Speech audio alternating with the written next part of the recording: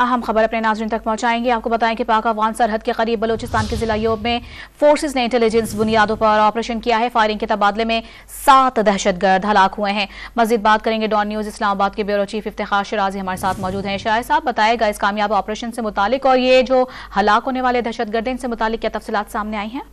Sir है जो जिला जोब के सेक्टर संबाजा में किया गया है और यहाँ कुछ दहशतगर्दों की मौजूदगी की इतला थी, जिसमें सिक्योरिटी फोर्सेस ने फौरी तौर पर रिस्पॉन्ड किया और इस दौरान दहशतगर्दों ने मुजामत की, लेकिन फायरिंग के तबादले में अब तक बताया गया है कि 7 दहशतगर्दों को हलाक कर दिया गया है और साथ में उनके कब्जे से कुछ जो एमुनिशन था वो भी रिकवर कर लिया गया है। ये वो लोग थे कि जो सिक्योरिटी फोर्सेस और बेगुनाह शहरियों के पर हमलों और उनके कत्ल में मुलविस थे।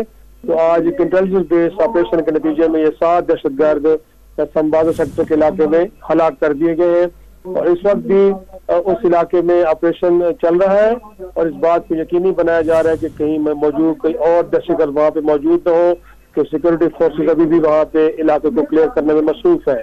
जी, बहुत शुक्रिया इफ्तिखार शिराजी तफसीलात से आगाह करने के लिए।